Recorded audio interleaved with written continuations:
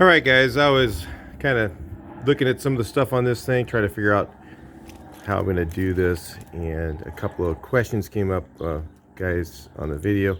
So I thought I'd maybe take an opportunity right now to answer some of those things and maybe get some of your thoughts on some of the things. And I did see a lot of support for the square tubing. I think that's a winner. But I first of all want to thank you guys for helping us get to 20,000 subscribers. Pretty exciting.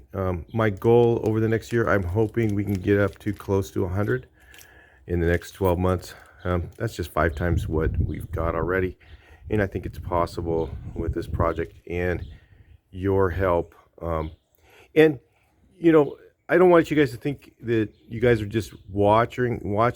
The guys, there's a lot of you guys who are actually participating in making suggestions and those comments that you make. And guys are doing things like we do have a Facebook page now. I don't look at it that much, but I'm trying to do that when I can, so that you guys can actually interact. One of the guys actually was trying to look up the numbers on this and stuff like that. So there's a lot of participation going on, and some of it's suggestions, comments, sharing the video. So like if you share with other people, the reason that is a participation, if you're putting it on, like, say, your Facebook or whatever, the videos on this project, we need to really get a really large amount of views on some videos in order for me to get sponsors to help me out with some of this cost, because this thing's going to be pretty expensive to do.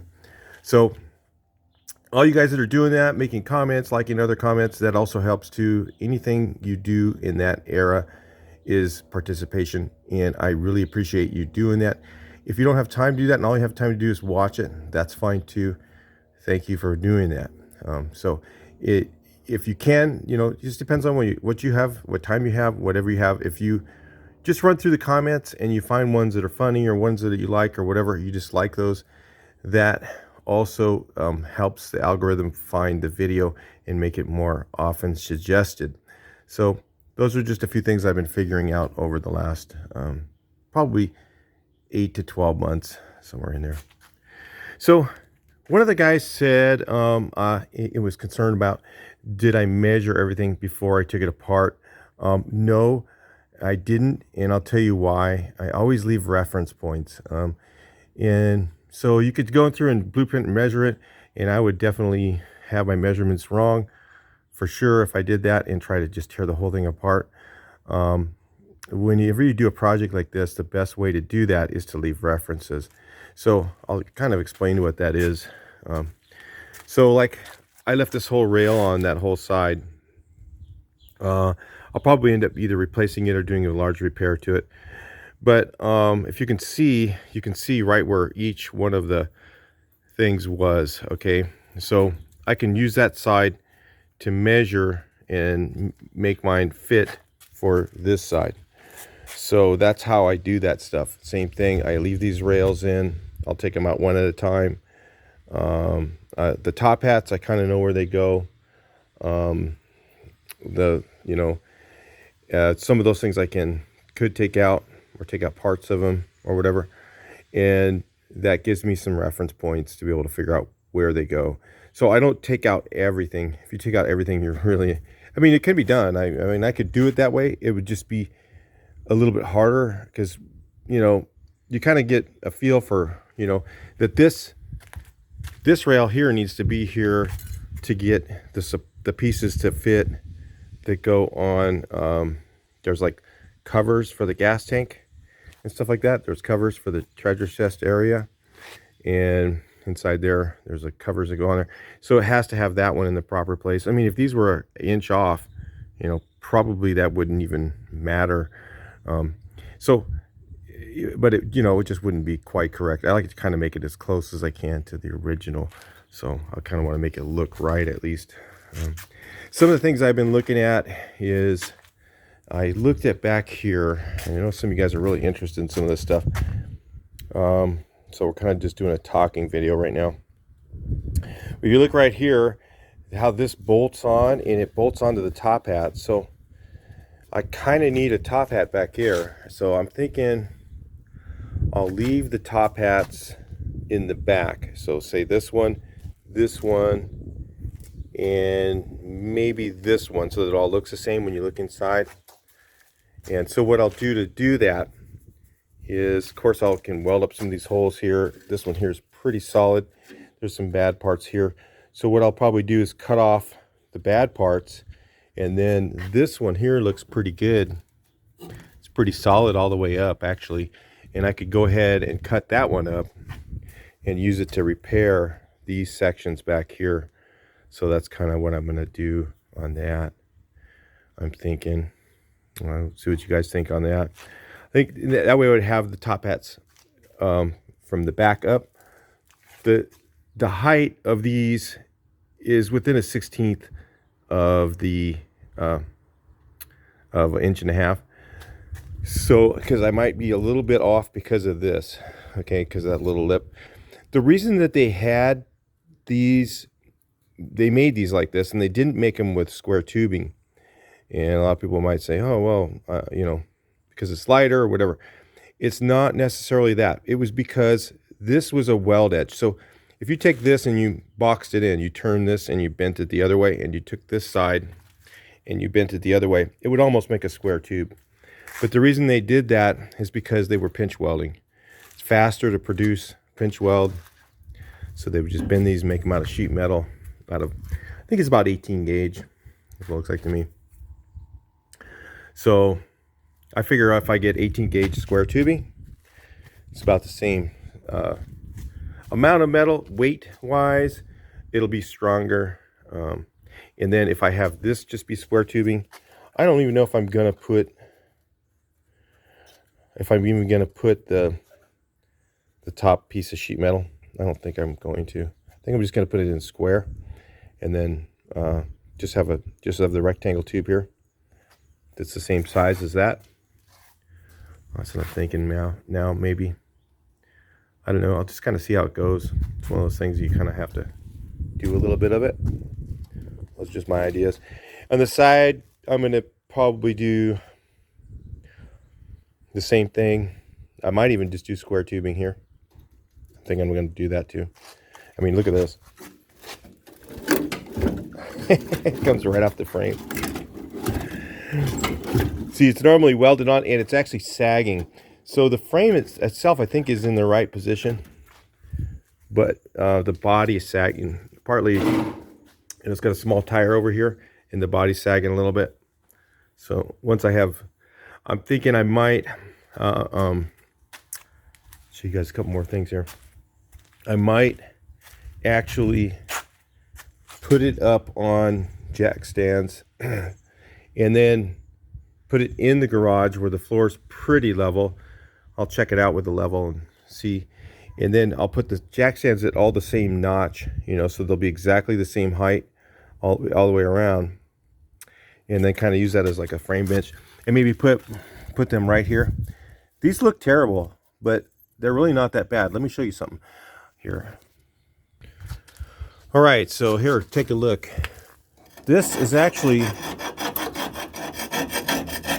there really isn't much rust on this, which is really weird. I mean, this was like completely gone. But what there is the reason this thing got so rusted. It's actually pretty solid, though this part is. These torsion tubes, which is good news. That would be a nightmare. I could fix them, I mean, but you know, it's kind of a pain. I have to use half tubing, just cut it in half and then put it over the other. There's no way to slide one over the other, but you could use half and then use the other half and fix it. So there's ways to fix all this stuff. But they had undercoating on everything, so all the moisture got trapped underneath. If you guys that watch Musty One, he'll talk about that in eastern states. This had that problem. It's not a good idea. Undercoating, the problem with undercoating is it doesn't adhere very well, and stuff goes underneath it, And when it gets underneath it, it just gets trapped in there and just causes moisture. And the moisture starts to break down the paint that's on there. And when it breaks down the paint, that's when it gets to rust, and then it starts working its way underneath the paint. So it'll start in one area. Once it's compromised in one place, it will go underneath the paint and just work its way along. So and that's how the rust happens. So anywhere it compromises the paint, you know, the whole theory of the undercoating is that when it's on there, that the salt will bounce off of it, but it doesn't always work. So I found I use paint. You know, Musty One likes to use oil, and you know that works. You know, use the oil. It'll guys use that back east all the time, and that works really well. My problem is I just can't stand working on cars that are all oily like that underneath. I used to get them in the shop out here, and you get them from back east, and God, every time I had one of those things in there, it was like I didn't give it the same care I did to other cars because of that. I just was like, this is a pain, you know. So I would rather, you know, so if you treat it, if you put that rust treatment on there and you put that stuff on there, that adheres really, really well. That actually embeds itself into the rust. I'll show you some of this stuff.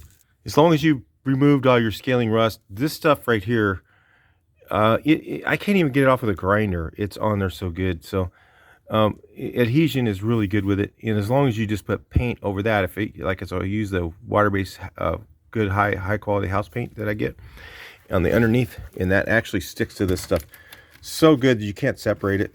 It's really, really strong, you know. So the rust is not going to happen again, and it has a little bit of rubberization to it, so the stuff kind of bounces off of it.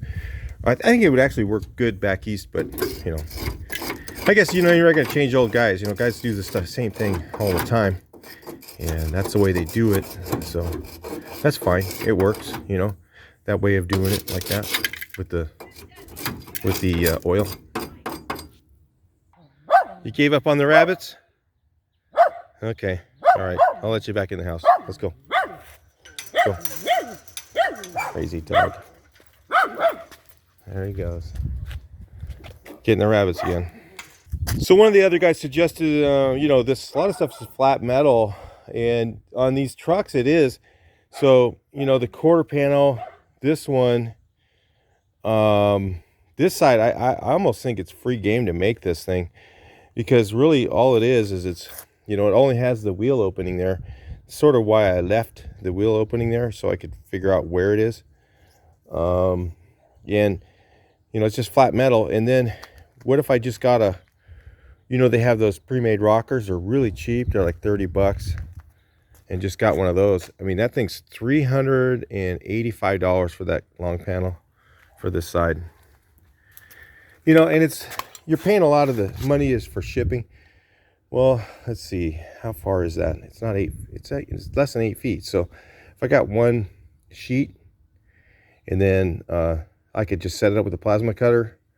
I can even set it on top of the bed when I get that all tubing made, and just lay it up on the side of the bed and draw out where to cut it, and then just roll this lip right here. All it is just bent over, you know, and then roll that back lip. Yeah, could probably make that thing pretty easily. So I was thinking about too. So yeah, somebody else brought that up. I want to tell you, I'm kind of on the same boat with that. Maybe I'll make that one. But the hard part is where it goes underneath, and then attaches. But that could be easily bought by that $30 piece, and then just have a lap weld right there. You would never really notice it.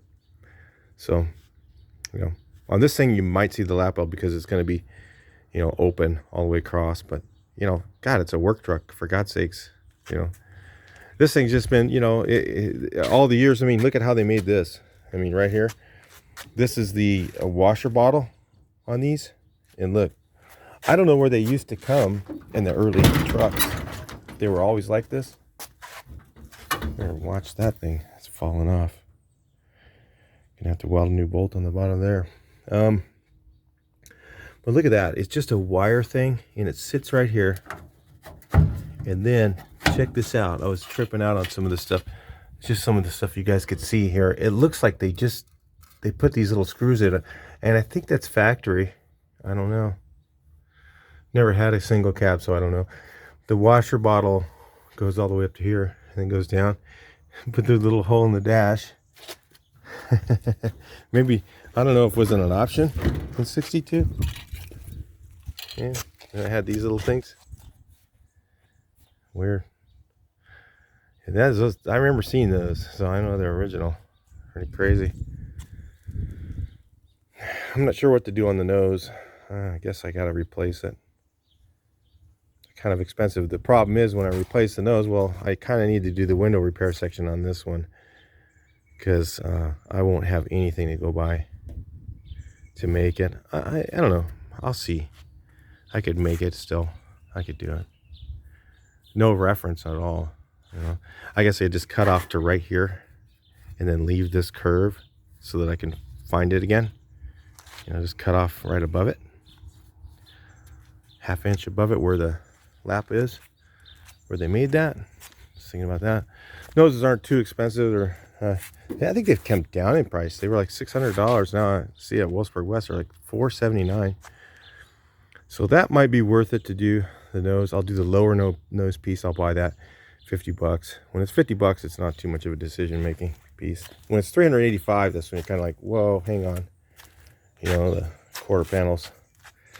Now the issue is on this, if I could find, you know, this is not the correct gas door. So this is from a 67. This quarter is from a 67. So I don't know. I might have to buy that quarter, and it's not cheap. It's the same thing. It's like $385 for that. And it's just ridiculous. If I could find, like, somebody had a gas door section at a swap meet, that'd be the best bet. And then I would just do the same thing. Just put a piece of flat metal up here, and then just buy the rocker repair section, which is like $25. Use the flat metal to make this, roll that lip. You know, this lip is not original. I could sell this. Somebody would want that. That's a flat lip. Everybody likes those original ones. So I could do the same thing. I could just put the rocker on, make the whole piece just, it's going to be a flat edge like this side.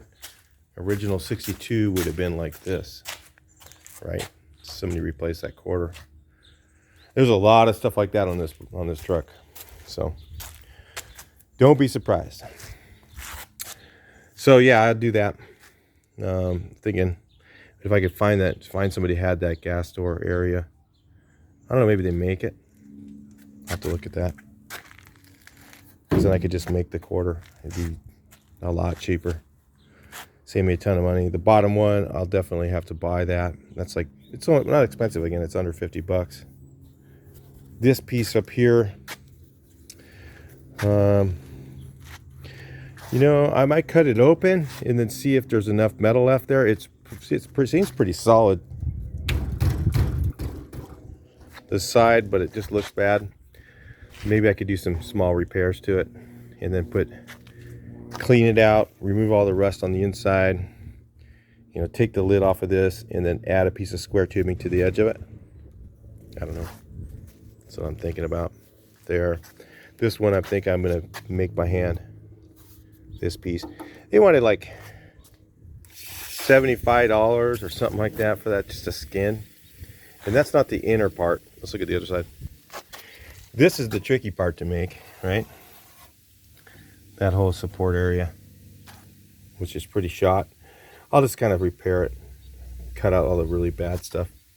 Seems like it's pretty solid up above. I won't know until I pull the skin off or what I can do to it. Maybe I can just make that, and then I'll have this one. I know I'm going to make this out of flat metal. I'm not even going to bother with the ribs. A little hard to make. I could use the bead roller and kind of make something similar. Maybe I will. I don't know. It wouldn't be that hard to do. With, you know, it's not going to look exactly the same. You know, it's not going to have this.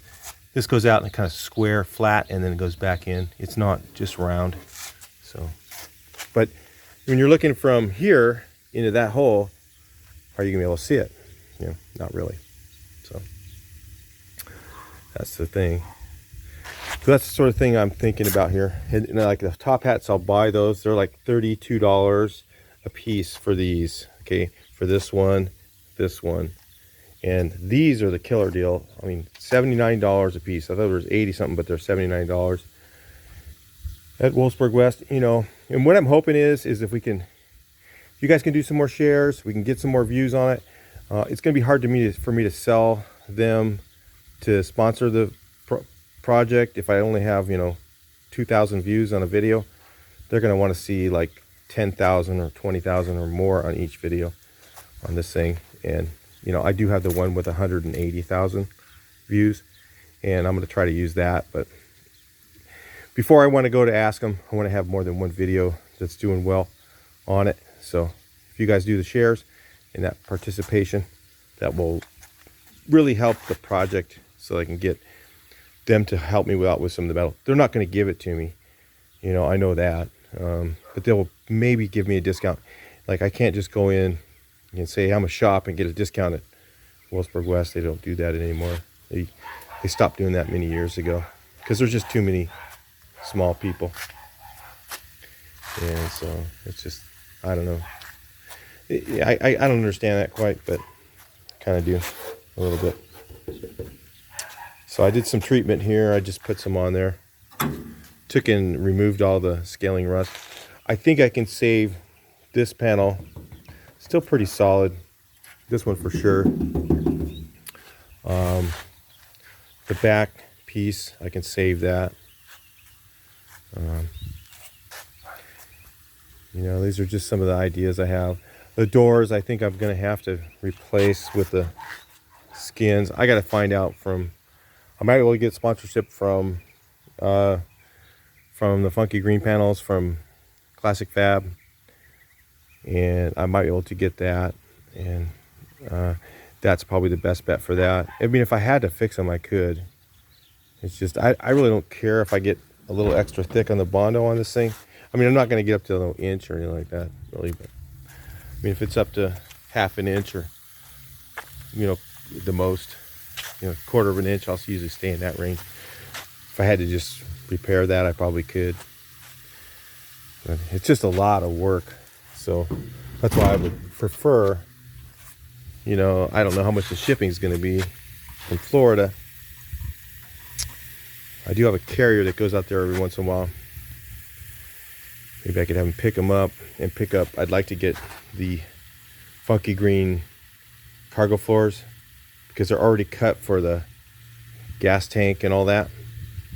Otherwise, I have to get the regular like bus ones from Wolfsburg West, and then I'll have to do a whole bunch of work to them. So it's kind of a drag. You buy a $600 set of floors, and then you got to do,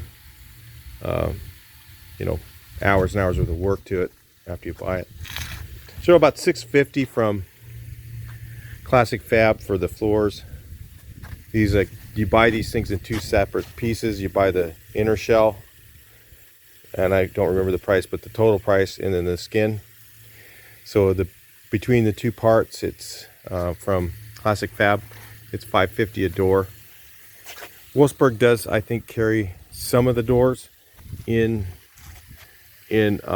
complete made, or some of the places, I don't know if it's just Wolfsburg, some places have the doors already made up, the whole thing, and the skin put on, and they're about $700.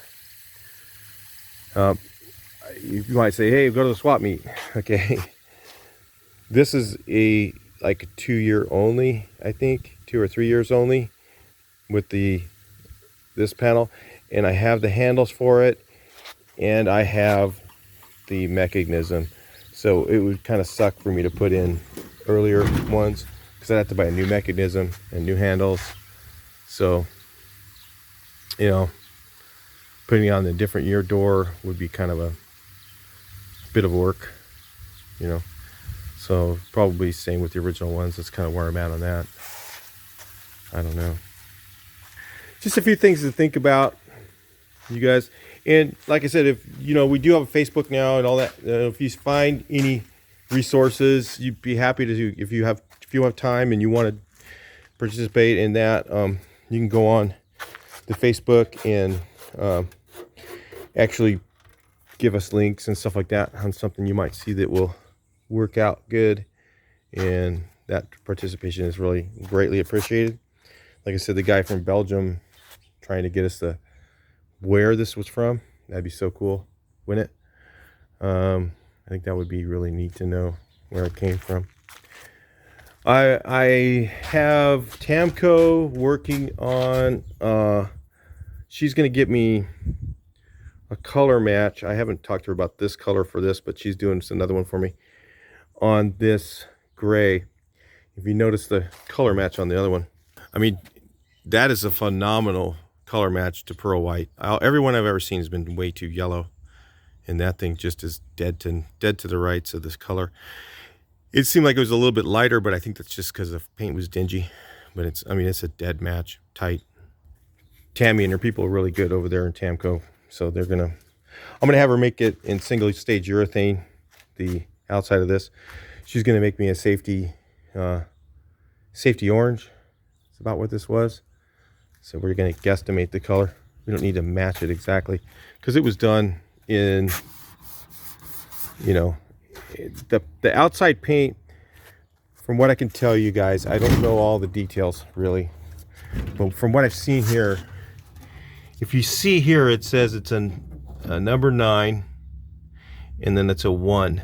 Okay, so it's a SO9 as far as that goes, I think. What is that, 20? I'd say it should be 20. Is it 28? I can't remember. On single cab. Single cab has its number 28. Is it 26? I can't really see. I'm blind as a bat unless I got my reading glasses on for that. That's 9 and then 1. And what 1 was supposed to be is, and if you see here, it's 261 Grau gray. Okay. What that is supposed to be, the 261 is supposed to be gray. They call it gray, but it's painted, but they call it a primer. So if you look up what 1 is primer, sent out in primer. So it was painted. If you can see here, this is the same color inside. It was sent out painted gray, and then they sent it to wherever, to the place when they put the lift on. I'm not sure quite how that worked out with the lift, if it got put in the factory or if it got put on there, because it's kind of weird what we found on that too. Show you some of this weird stuff. It's gonna be a little bit of a long video, but might be kind of interesting. You guys are really watching this. Is we found here, if you can see, it's gray underneath. So this right here looks like the same gray, kind of greenish gray, that was on everything. So I don't know if they painted this all gray and they put them on in the factory, which is weird, right? I don't know. It's kind of strange, isn't it? And then they put it on in there, and then they painted it and they put it on, and then when they got to the cities, they painted the bumpers. I'll show you those in a second. This is pretty interesting stuff. They painted the whole thing this safety orange color. Okay, and then the bumpers, we started stripping those a little bit. Let's take a look. So we kind of stripped a little bit here on these, set it off. So we were like, well, it's hot out, so we decided to work on it a little bit. Took the torch and heated it up. That was the easiest way to get the paint off. We kind of marked it out, how they're supposed to be, how it was. If you can see here, red, white, red, white, red, white. And then it had like a triangle in the middle. And they were at an angle like that. I've seen some that were painted straight on some of them.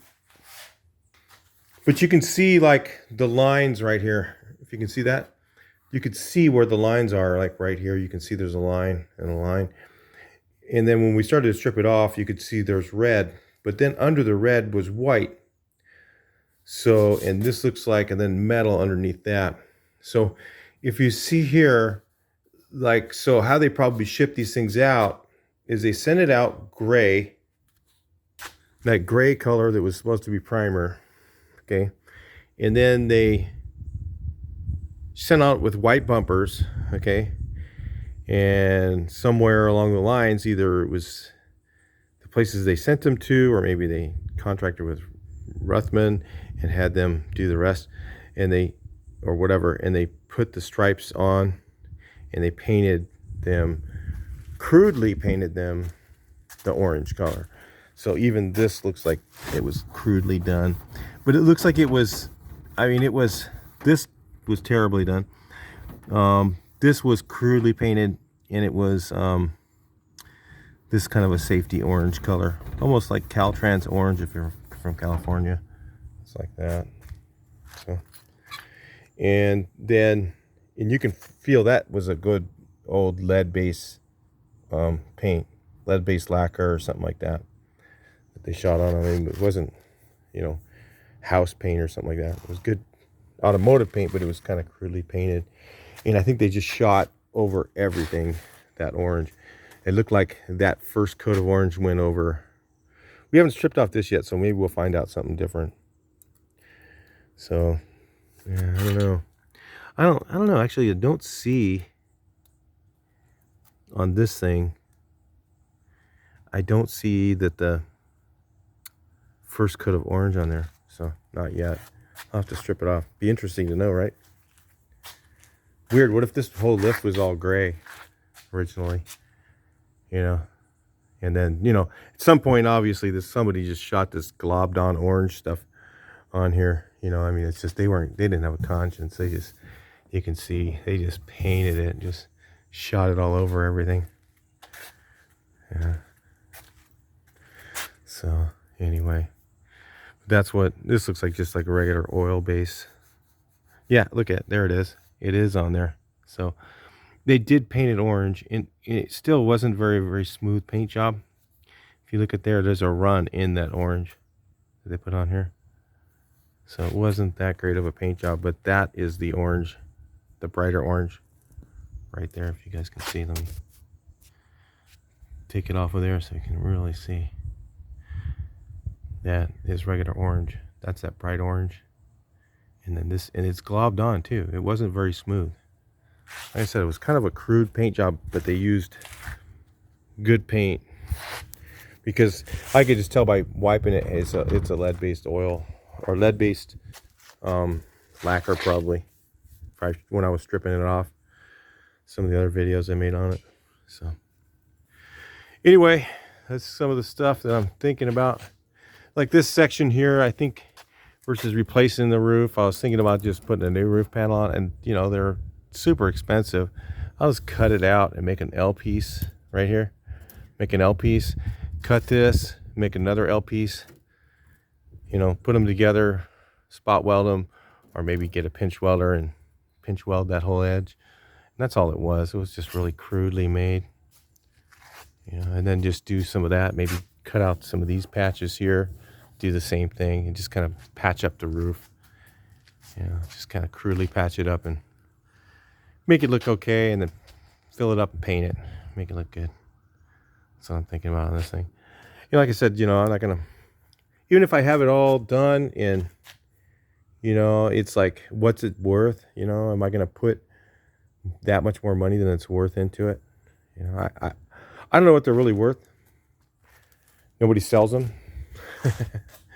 It's not like, you know, and what do you do with one? You have it, you got to have a, you know, 12-foot high garage, so it's only going to be like a specialty person, a collector, or somebody just a Volkswagen freak or something, you know, that has to have it if I sold it.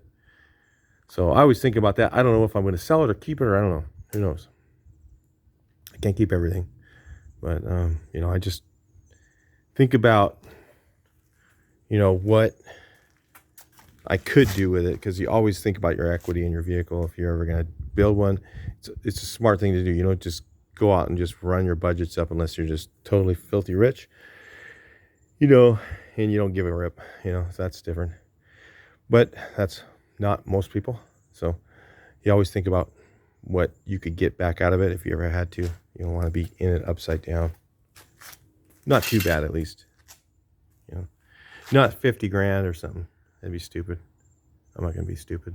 So anyway, that's good. Plan is maybe I'll put it up on even jack stands inside the garage where I can work on it, grind and make noise. And then that will be my frame bench. I'll make sure it's leveled out. And then I'll just work on it and check everything out, make sure it's all level, straight. And then check my wheelbase distances and make sure they're right when I put it all together. That's how I'm going to do it. And I'll just do it on the ground like that until I get all the frame on. Then I'll decide, I may decide to build a rotisserie and tip it on its side. I don't know. Maybe not. I may not even need to do that because, like I said, everything's on top. You know, it's pretty easy when it's right here. You know, if I can build from the bottom up, I'm even going to put the floors in before I put the quarters on. You know, because then I can weld the tops. And on a truck, I think I better weld them, just because it's part of the, you know, really it makes a difference in the, you know, on a bus, it's not as much structural as it is on a truck, the floor. So I think I'm going to weld them on this one. I don't know. Anyway, yeah, well, I don't know. I could do it either way. I could panel adhesive it as well. I don't know. I'll decide when I get to that. I could go either way on that. I know panel adhesive will hold the floors fine. And I don't know if they are really that structural on this. I have to think about it. Haven't got there yet. So anyway, just thought I'd make a video like this, talk about it, this stuff, and get your comments, get you guys rolling up, and thank you guys on the 20,000 subscribers. And like I said, any participation you guys can do, like shares and stuff like that, to try and get the video counts up, liking other comments, trying to make a funny comment or something like that, because when we get, if we can get a lot of interaction going on in the peanut gallery, or you know, or whatever in the comments, not always peanut gallery, some of you guys are very, very good. In fact, most of the comments I get are absolutely incredible. I just like to comment about the funny other ones, because they are kind of funny, some of the ones I see. And I'm not, you know, and some of the haters, you know, stuff like that, sometimes I just find it, you know, kind of ironic. But I do appreciate, and I do see all your good comments as well. I don't want to say just the stuff about the negative stuff, because I do notice every one of them. I read probably almost every comment. I try and read them, but it's getting kind of crazy, and sometimes I can't. Sometimes I just go through and like them, and that's it. Sometimes I get a chance to read them, and then I'll reply. So anyway, that's it for this. If you guys, like I said, if you can do anything like that, that would help. If we can get our numbers up really high, then I can probably get more sponsorship on it, and it'll get done quicker that way. That's about it. Especially during this time when, you know, we lost over $100,000 in work when this pandemic started. So, you know, that's our big job for the year.